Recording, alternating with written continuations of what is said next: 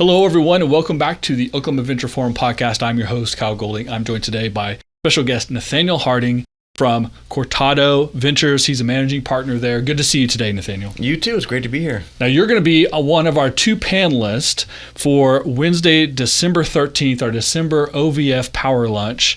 The title is State Small Business Incentive Funding Panel, Part 2. We did the first part in Tulsa a couple months ago, but we're going to have part 2 here with yourself and James Spann from Boyd Street Ventures. We're going to be talking specifically about the State Small Business Credit Initiative, SSBCI. It's a mouthful. It is. It's a beautiful thing. I always say it wrong. I get those letters all mixed up. And that comes from the federal government, from the CARES Act, right? That's right. So let's quickly, for anyone who doesn't know who you are, give a short introduction of yourself, and then let's have a brief preview of what that panel discussion is going to look like about the SSBCI. Sure. Yeah. So I like you mentioned, I'm founder and managing partner of Cortado, but before that, I'm born and raised Okie, went to OU, engineering background, and worked for a large oil and gas company before working for the family business, before having my own business. And now I get to invest in other businesses. Right. And so we started Cortado in 2020 and invest in seed stage high-tech companies. And you just announced your second fund. That's right. Yeah. Right. So we successfully raised $80 million for Fund 2. We're thrilled to have that increase from Fund 1, which was $20 million. Right. But doing the same thing, just leading more rounds and reserving more for follow-on investment as well. And I assume that means that Fund 1 went really well. Yeah, our investors happy. These funds have a long life, 10 years plus. Right. So it's early, but all signs are very positive, and our investors voted with their wallets and re-upped into Fund 2, and we have a lot of new investors as well. And you're doing most of your investing in mid-continent. That's right. Yeah, we like to borrow the phrase mid-continent, which has really been used in oil and gas for the past 100 years. Right. But it describes this 7-state area in the middle of the country. It's an area where it has the sectors that we care most about as investors, and where we have a lot of network and know-how. Right, and experience. That's right. Right. So you're going to be on this panel, again, with James Spann from Boyd Street Ventures. Do you know James? I do, yeah. In fact, we exchange emails today. Okay, that makes sense. That you guys are in the same space. It makes a lot of sense. And so that's going to be Wednesday, December 13th. What type of information do you think that people need to get out of that, and maybe some of the questions you anticipate from that panel discussion? Yeah, I think people ask some about just the state of VC. Obviously with the economy kind of acting like it may go into recession, but maybe not, but it's still kind of high interest rates. Fundraising is difficult for any asset class. Plus we have an election year coming up. That's right. So there's some uncertainty that comes with that. We love questions about just what are we looking at as investors, what's interesting, how to pitch us. And then, learning more about SSBCI and what that means to Oklahoma, what that means to firms like ours. So the SSBCI funds were from the CARES Act. That was COVID and federal government, but it's specifically coming through the state itself. So the money comes to the state, and then through Commerce and through OCAST, it ends up with Cortado and a couple of other venture firms, a few in Tulsa and a few here in Oklahoma City and Norman. And that was done for a specific reason. And let people understand why that they set it up this way. Yeah, so you're right. The US Treasury is working with every state, and every state has some entity that manages it. The one here is OCAST. And OCAST decided, like many other states, to invest in funds. And I guess taking a step back, they first decided that, hey, we want to really, the U.S. Treasury decided this, OCAST, that we want to invest in early stage companies. And the idea being it's a great driver of economic opportunity. Sure. Most net job growth in America is from startups and innovative companies. And it's an opportunity for us in Oklahoma to diversify our economy. So there's lots of reasons that people that are in state government are interested in that. But there's also this burgeoning venture capital ecosystem in Oklahoma, so the timing is great. And they're performing the function of an allocator. So in other words, they're allocating funds into best-in-class venture capital firms, and we're thrilled to be included in that. As opposed to investing directly in companies, because then you have your state government acting like a VC, and that's just I don't think it's a great kind of. It's complicated. It's complicated, and so our friends at OCAST and the state government, I think, made a really good decision to instead work with professional, full-time, established venture capital firms, where all we do is look at 1,000 deals a year and pick the best ones. And so we're doing that on behalf, and with an investment from SSBCI. Are there other parameters for this fund specifically? Does it have to be an Oklahoma-based company? Are there verticals that you're specifically looking for, et cetera? So the have to have is for us to use SSBCI funds, it has to be in a company that is largely in Oklahoma. Either majority of operations or customers or personnel or all the above. Now, we also raised, most of our fund is non-SSBCI. And so we, Cortado, can and do invest in many different areas. But whenever we do invest in an Oklahoma-related company, then yes, we can absolutely use SSBCI funds. And then the priority for the areas includes things like energy, biotech, and aerospace mobility. And so those are areas that are a great fit for what we already do. And so we, at Cortado, get to invest in the companies that we love and think they have the best opportunity. And if they happen to have a great Oklahoma connection, then it's even more capital we can invest. And we already have a local focus, and so I think it's a great alignment and partnership. And then you have the responsibility of giving some transparency to where the funds go, how they perform, that it just didn't go into someone's pocket, right? That they were really invested in things that potentially could create jobs and expand the income base and the tax base, et cetera, right? That's right. So there's regular reporting requirements. We already audit our funds, and so we'll continue to do that with this. And so there's the required reporting, which is significant but very important to make sure that there's visibility on how those dollars are used. But we just as a firm believe that communication is the key. You communicate the good and bad. You don't try to hide anything. So we do public monthly newsletters. But we also do investor-only quarterly newsletters where we get into all the details. We just had our annual shareholder meeting recently. And that's where we give a state of the funds address. It's like 2 hours. Our investors come and learn about how we're investing their money. And we think it's really important to build a long-term trusting relationship. When we say the term VC, right, which is short for venture capital, that's still a big encompassing term. It could mean a lot of different things, and the 100 different venture capital firms could be organized different and structured differently and have different focuses and different ways they operate.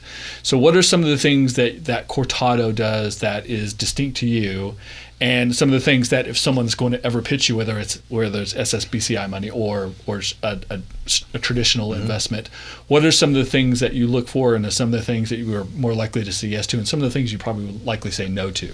Yeah, so we focus on the seed stage, which for us means that you have a product, you have a minimum viable product, you're selling, you have a pilot customers and maybe some early commercial contracts, but likely less than $1 million of annual recurring revenue.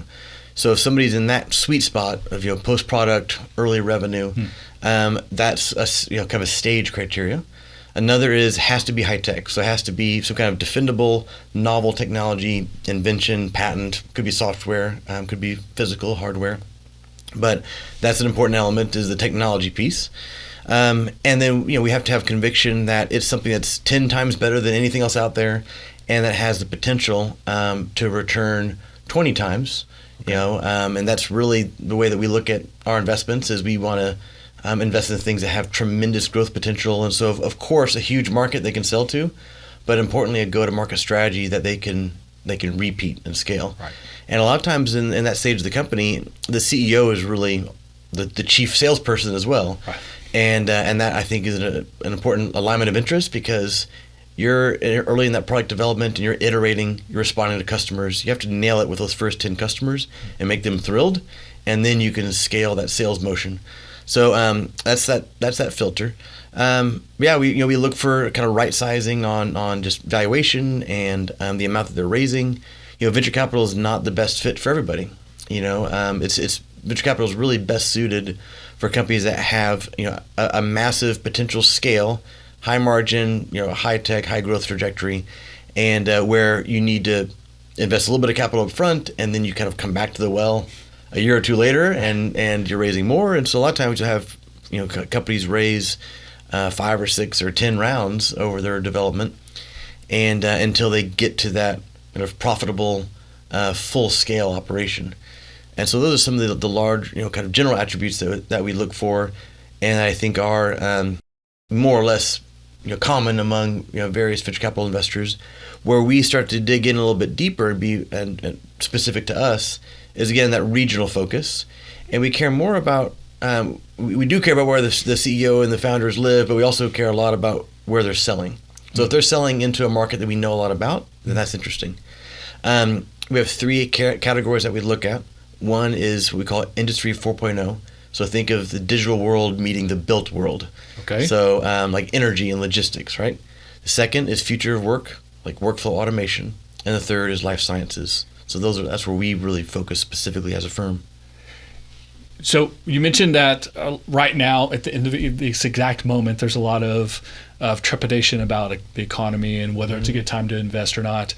But as all good things, or even all bad things, I think we'll work through that as a nation and definitely as a state. So if you were to maybe skip ahead 5 or 10 years from now, what is your opinion of the business landscapes and specific to venture capital, and how do you think this SSBCI inflection of cash is going to help that move along? Yeah, I think we've already seen about a 10-fold growth in the amount of venture capital in this local market. But I also think we have another 10 times to go. And I'm not saying to be, Silicon Valley, but I'm saying to be compared to many other like peer cities, peer regions. So I would expect to see 10 times more growth in the amount of venture capital activity. So more firms, more companies, more innovation. Steve Case, the founder of AOL, calls it the third wave of innovation. And I like that phrase, but it's really referring to, because of the software development that's happened over the decades, you now see more and more technology innovating in legacy industries. So expect to see more things like AI in manufacturing, right, as opposed to just purely like software and digital solutions. That's a trend that we are tracking quite a bit, and that's also proliferating venture capital. So Oklahoma City is not the only place where you're seeing venture capital outside of the major tech hubs, places like Salt Lake City. Tulsa, actually, our near neighbors, they obviously have done tremendous things developing the venture capital ecosystem. I think it'll even affect things like, with the proliferation of AI, it's now arguably less important to, memorize and learn specific skill sets, and more about what is the human side of using tools like AI. Right. What are things that we can uniquely do as humans?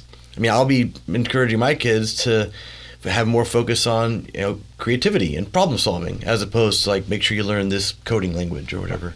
I think that's going to influence a lot of our behavior, but also the business opportunities. And Oklahoma has a unique kind of, we've always been in a position with our energy sector and some other things as sort of being insulated by away from certain things that happen in the general economy, or maybe last to come into a recession if the country goes that direction, and quickly to kind of come back out, typically because so much of our economy has been focused on energy. But there's also been a huge focus on diversification of our economy and the businesses that we not only have here, but that we start up. So how do you think we're doing in that direction? How are we maintaining our foothold in energy, because we're so great at it, but also adding other things to it to create that diversification? Yeah, I think the number one way to diversify an economy is exactly what the state's doing now, which is stewarding capital and just creating a friendly environment to foster innovative companies and startups. And it's very it's not as like easy to understand as like, well, let's recruit a huge company to come move here, right? And that gets the headlines. It's a good press release, right? You can wrap your head around like, 1,000 employees, that's a lot, but that's really not like sustainable. I mean, right. Just to do that over and over, it's very expensive, and then as soon as they have a better deal, they may leave anyways. Instead, by growing our own, we can, and by letting kind of the invisible hand of the market decide which ideas are the best ones, right. You start to kind of percolate these new subsectors, and then the support companies that work with the suppliers, for example, that would work with these companies that kind of rise to the top. All of a sudden, you've developed this new sector in your economy that maybe you couldn't have predicted. That maybe through policy making, you couldn't have just said this is going to be the one that we're going to grow. Right. It happens unexpectedly, but it happens through kind of the messy process of just hundreds of startups and private and investors using risk capital to try to create these opportunities. And so I think what you're seeing now with the state focusing on innovation, Oklahoma City and the Chamber of Commerce, talking more and more about innovation and entrepreneurship, the innovation district, the development there. Those are all, I think, the core principles of how do you diversify your economy. Which is also one of the roles of OVF, is That's to right. be part of that process, right? Connecting people who are starting businesses, people that support businesses like myself, service providers, funders, whether it's venture capital, traditional banking, insurance, et cetera, right? And putting them in a room together and then letting these good neighbors figure out how to make this work. That's right. Yeah, and it's and those kind of unpredictable collisions and intersections with people is what the stuff of opportunity. So if I were to give you kind of a magic wand and say, with the magic wand and we're 10 years from now, what would you hope to see the business landscape and the entrepreneurial landscape in Oklahoma look like? How would you direct it if you had the power to do so? I do think that we really need to work on our education system in Oklahoma. Sure. And it may be tempting to think that I'm referring to we need to pump out more engineers. That's not what I'm really talking about, although that is nice. You can import engineers, and so you can attract, dozens or scores of engineers for a company that's growing. What I actually mean a little bit more about is it can be difficult sometimes to recruit people if they believe that the public education system isn't what they want. And so families are making, or people that expect to have families are making those decisions on a personal level. And, I interact with other firms and companies throughout the country.